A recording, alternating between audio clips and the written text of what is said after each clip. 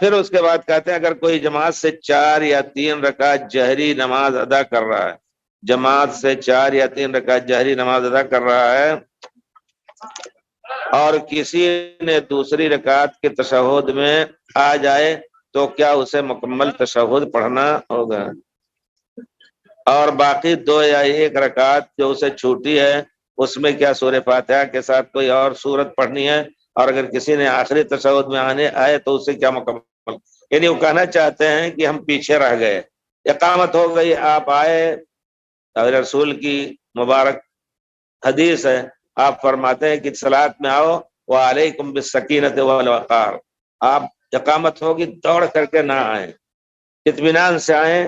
ایک صحابی آئے اور ہانپتے کانپتے اور رکوع میں چلے گئے اور ان کی سانس پھول رہی تھی، تو پیارے رسول اللہ تعالیٰ نے آپ کو معجزہ دیا تھا، آپ اپنے پیچھے بھی دیکھتے تھے، یہ اس میں شبہ کی بات اگر کوئی کرے گا تو پیارے رسول کے شان میں گستاخی ہوگی۔ تو پیارے رسول نے کہا کہ کون آئے ابھی؟ حضرت ابو بکر نے کہا کہ میں ہی تھا اللہ کے رسول۔ پیارے رسول نے کہا کہ نہیں، جب کوئی نماز صلاۃ کے لیے آئے تو اطمینان سے آئے، فما ادرکتم فصلوا وما فاتکم فاتموا، جتنی ملے اس کو پڑھ لو امام کے ساتھ اور جتنی چھوٹی ہے اس کو پوری کر لو۔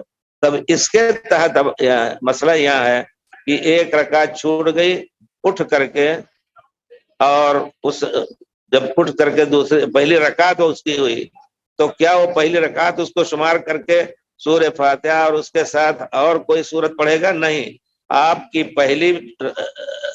دوسری رکعت جو ہوئی امام کی آپ کی پہلی ہوئی، تیسری آپ کی دوسری ہوئی، اور پھر یہ ترتیب کے ساتھ جب آپ اٹھ کر کے جو چھوٹی ہوئی ہے اس کو پوری کریں گے تو آپ صرف سورہ فاتحہ پڑھیں گے انشاءاللہ، اور عام جواز کے تحت اگر اس کے ساتھ کچھ اور ملا لے رہے ہیں تو جائز ہے۔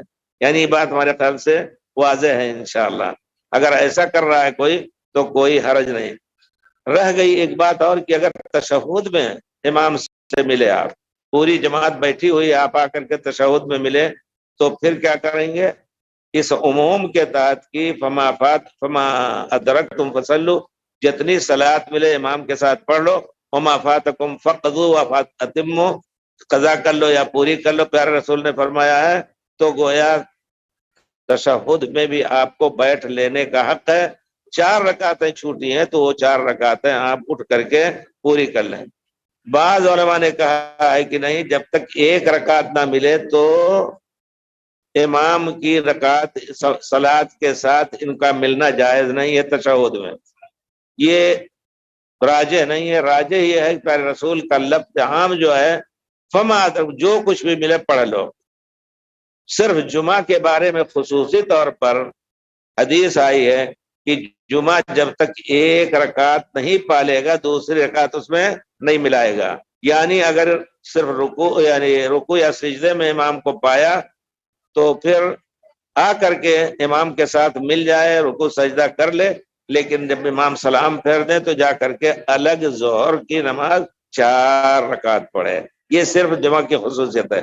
عام نمازوں میں انشاءاللہ جتنا بھی پائیں گے آپ، تھوڑی پائیں اس پر بنا کر لیں جو واقف ہے، اور انشاءاللہ یہ چیز جائز ہے۔ بعض علماء نے کہا کہ نہیں، جب تک 1 رکعت پوری نہیں پائے گا 3 رکعت میں سے یا 4 رکعت میں سے یا 2 رکعت میں سے، تب تک وہ دوسری اپنی نماز مکمل نہیں کر سکتا ان کے پیچھے۔